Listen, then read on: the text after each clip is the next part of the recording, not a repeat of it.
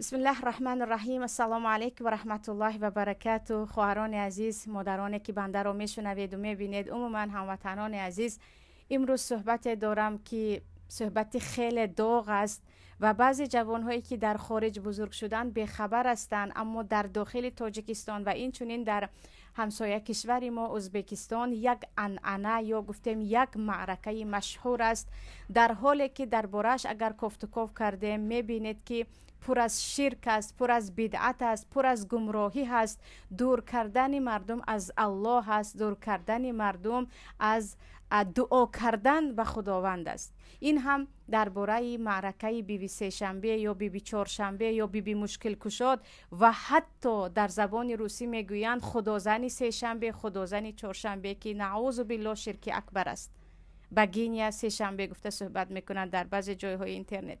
عزیزان، در ما از علل خصوص در زیاد از دهه ها در ازبکستان هم عیناً همین گونه تا جایی که خبر دارم، برای ریزا کردن ارواح بی بی سه شنبه که او گویا کمک میکرده است، روز سه شنبه خوراک میپزند و در آن شم در میگیرانند و یک خانم که خود را از اهل دین حتی میداند، بی بی اتونش میگویم، بی بی خلیفش میگویم، چی میگویم، او می آید و در آنجا قصه بی بی سه شنبه را میخواند که گویا در غار بوده است و دخترکی یتیمه که از مایندر ظلم میدید. عیناً همون قصه سیندرلا یا زالوشکا در روسی هست، عیناً همون قصه که از خوردی همه شنیدیم و درباره‌اش فیلم تصویری هم وجود دارد و فیلمش هم وجود دارد، سیندرلا که دیگر پای افزالش را در خانه شاه مانده می آید. عیناً همین قصه را با هزار یک شعر دیگر می خوانند و روز سه شنبه مخصوص است برای خوراکی که به حرمت بی بی سه شنبه پخته می شود که گویا آن بی بی هر روز سه شنبه یا روز سه شنبه کسی که خوراک می کند کمک می کرده است. نمیدونم ارواحش یا خودش هنوز باشد و از غار می آمده باشد، این باز یک قصه دیگر. و عیناً همون بی بی روز چهارشنبه هم گویا با یک پیرمرده که هیزمکش بود و میخورد و به پیرمرد میگوید که تو هر چهارشنبه خوراک پس مشکل تو رو میکشایم و او ثروتمند میشود. چهارشنبه که خوراک نمیپزد او باز کم بغل میشود. یک افسانه و یک گفته و ساخته های زیاد که در اینترنت حتی دربارش پیدا کرده میتوانید باز از خانم هایی که خوراک بی بی سه شنبه و چهارشنبه خورده میگردن از آنها هم پرسیده میتوانید. عزیزان نگاه کنید، یک گروه زنها روز سه شنبه یا روز چهارشنبه این گونه معرکه رو انجام میدهند و سرشوی معرکه با شرک است. نامش به نام خدای سه شنبه چهارشنبه است. بیبی رو چه خیلی گفتم، حتی زنی که گویا ارواحش کمک میکند و یا اینکه او در غار نشسته و دخترک کمک کرد، در غار نشسته به اون پیرمرد کمک کرد، برای او خوراک میپزند، برای احترام او خوراک رو شروع میکنند و همین قصه ها رو میخونند. خیلی بعضیا میگن نه ما مولود میخونیم، که اصلا مولود خونی در ماه مولود حتی در ما بدعت است. و به جای امید رو به الله کردن، بعضی خانم ها حتی نظر میکردند که فرزند تولد کرد، دخترم یا عروسم یا پسرم آمد یا چیزی دیگری شد، من یک مشکل کشا میکنم، یا پیش از سفر من روز چهارشنبه بی بی مشکل کشا میکنم که مشکلی هایم کشاده شود. و سبحان الله، کی مشکل کشاتر است از الله؟ الله میگوید ام اتخذوا من دون الله شفعاء، شما الله را مانده کی را به خود شفاعتگر گرفتید، کی را به خود یاری رسان گرفتید؟ باز در دوامش به الله به پیامبر میگوید قل اولو کانوا لا یملکون شیئا ولا یعقلون، اون کسایی که شما برای خود شفاعتگر و فایده رسان گرفتید هیچ چیز در دست آنها نیست، آنها حتی عقل ندارند، نمیشنوند شما رو، کمک نمیکنند. قل لله الشفاعة جمیعا له ملک السماوات والارض، بگو که شفاعت یاری رسان یگانه الله است، او صاحب زمین و آسمان هاست، او پروردگار زمین و آسمان است، او خدای شماست، به دست اوست، به دست اوست تمام زمین و آسمان. از او کمک پرسید. او رو مانده به نزد کدام بیبی می روید؟ از آدمی زنده، از آدمی که او کمک کرده میتواند، چیزی که میتواند به من مقدار قرض بده، به من در این مسئله کمک کن، گفتن این هیچ مشکل ندارد. مردم به هم کمک رسانان زندگی میکنن، اما به ارواح یک سه شنبه و یک چهارشنبه خوراک پخته خوردن، این کجا میرود؟ انسان را کجا میبرد؟ و عجیبش این است که به جای اینکه بگویند، مثلا اگر گفتن من به مردم یک ضیافت میدهم که به خاطر همین خیرم الله به من کمک کند، این مشکل ندارد. برای اینکه با عمل صالح توسل کردن جایز است. نظر کردن اگرچه مکروه باشد هم گناهی کبیره نیست. گفتید من یک خیر میکنم با امید اینکه پروردگار به من کمک کند. اما نه مخصوص برای بی بی سه شنبه و بی بی چهارشنبه خوراک پختن و امیدی مشکل کشا رو از آن زن دانستن، یا اینکه نه چهارشنبه و پنجشنبه میکنم الله به من یاردم میکند، این بدعتی محض است. پروردگار از شما مخصوص چهارشنبه پنجشنبه حتی جمعه و دیگر روزها خوراک نمیخواهد. شما اگر روز عید قربانی میکنید این مسئله دیگر با دلیل است، اما سه شنبه یا چهارشنبه یا پنجشنبه یا جمعه در بالای قبرها و برای مرده ها خوراک پختن هم اصلا بدعت و خرافات است. ببینید و خوراک سه شنبه یا چهارشنبه رو نیتی مخصوصش هم این است که به حرمت بیبی سه شنبه و یا بیبی چهارشنبه، در حالی که حتی ما خوراک به حرمت پیامبر صلی الله علیه و سلم نداریم. بعد از مرگ پیامبر یگان صحابه به حرمت پیامبر نه دعا کردند و نه خوراک پختند. و در ما حدیثی صحیح حضرت عمر است که میگفتند خدایا وقتی که پیامبر زنده بود برای بارش باران از پیامبرت ما دعا میپرسیدیم، با پیامبر توسل به تو میکردیم، پیامبر دعا میکرد و باران میبارید. پیامبر که اکنون رفت ما با عموی پیامبر با عباس به تو توسل میکنیم، عباس دعا میکنند و باران میبارد. و به حرمت پیامبر یک خوراک کنید، یک خدایی کنید حتی وجود ندارد، گجا رسد به حرمت بیبی و چیزی دیگر. و اینجا آیت قرآن کریم است عزیزان.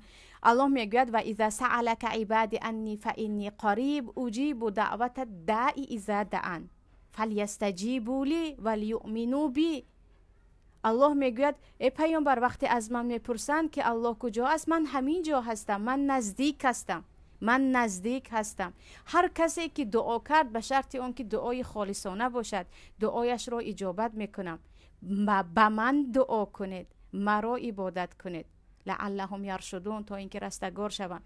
الله میگوید به من دعا کنید، از من کشادن مشکلی ها را طلب کنید. به نزد کدام بیبی می روید؟ به ارواحی کی می روید؟ طلب کردن با ارواح امام اعظم که این یک مسئله بزرگ دیگر است که بیچاره امام اعظم یک فقیه که برای آسان کردن مسئله های فقهی عمر خود را گذرانیدن، امروز مردم به شرک دچار می شوند. با نام ایشان را گرفته که در این باره هم صحبت میکنیم. اما همین معرکه بی بی سه شنبه و چهارشنبه یا مشکل کشا از حد دارد، سال از سال مد می شود، یا یک رمز خودنمایی، یک رمز عهد و پیمان با بیبی سه شنبه چهارشنبه شده ایستاده است. و خیلی متاسفم برای زنهایی که خود را زنهای مسلمان میگیرند، در سر حجاب دارند یا رویمالهای سفید پرتافتند و میروند به دسترخوان مشکل کشا، به دسترخوانی که خودی نامش شرک است، خوراکش هم با شرک شروع می شود، خوردن خوراکش هم حرام است، نشستن هم در آنجا حرام است. در یک معرکه بدعتی که بجای از الله دعا کردن با امید کمکی در غار نشسته یک ساخته و بافته یک سفسطه افسانه کدام مشرکی که برای میخواد مردم را از الله دور کند، یک افسانه ساخته میروند اونجا خوراک میخورن، بعدن دعا میکنن، میگن نه ما به الله دعا میکنیم اما به حرمت بیبی. کدام بیبی؟ در کجا آمده است؟ سه شنبه و چهارشنبه عیناً عجیبش این است که دو قصه یک خیل است، هر دویش یک بیبی در غار است. اینجا نگاه کنید، مسئله شرک یا مسئله که مثلا میگویم آخر زنها خورسندی میکنن، زنها بگذار خورسندی کنن، عادی معرکه کنن، عادی خوراک پخته خورند. مثلا در بعضی از کشورهای مسلمانی با هم می نشینند، تجویدشون را صحیح میکنن یا حفظ قرآن میکنن، همانجا خوراک هم میخورند، مثل حلقه درس. این چیزی دیگر است.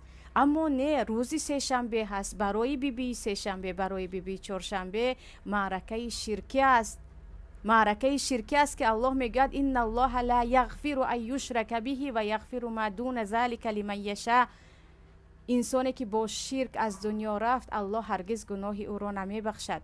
و این چنین آنهایی که در شرک هستند لا یحبطن عملک، میگوید الله تمام عملهای آنها دیگر از بین می رود، دیگر یگان ثواب ندارن. هزار حاجی باشی، هزار هر روز قرآن میخونی، اما میروی در معرکه سه شنبه و چهارشنبه اشتراک میکنی، در آن خوراک شرکی، در آن قصه های دروغین، این به شرک واقع میشوی، دیگر ثوابت از بین میرود.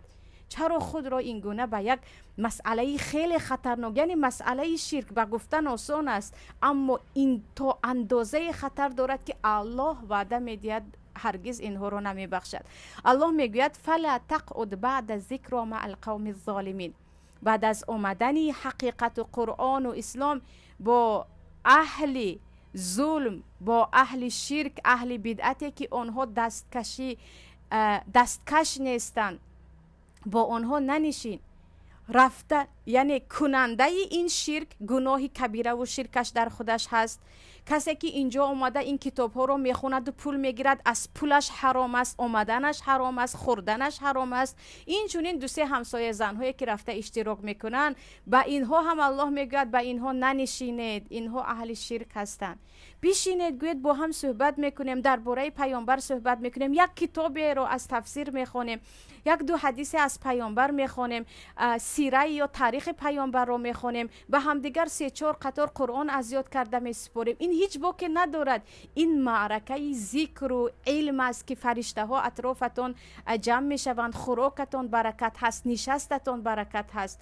اما نه، با چهارشنبه و سه شنبه عزیزان هم خود را به شرک می درآورید، هم خوراک شرک می خورید، هم چگونه الله میگوید این مسخره هست. یعنی و اذا رأیت الذین یخوضون فی آیاتنا، میگوید الله اونهایی که فعارض عنهم، اونهایی رو میبینی که در دین ما مسخره میکنند، کارهایی که در دین هست و انجام میدهند، نشسته جمع شده، عارض عنهم، از آنها روی گردان، با آنها ننشین. نباید در این معرکه ها اشتراک کرد، نباید این گونه نظر و راز نیاز کرد که من بیبی سه شنبه و بیبی چهارشنبه میکنم. این بود عزیزان صحبت من درباره این معرکه های شرکی. خیلی امیدوار هستم که از این شرک خواهر و مادران ما دست بکشند، توبه به سوی الله کنند و دعای خود را، راز نیاز خود را به آنی که مالک السماوات و الارض است، پادشاه زمین و آسمان است، به نزد او ببرند که او وعده میدهد که اجیب دعوت دع.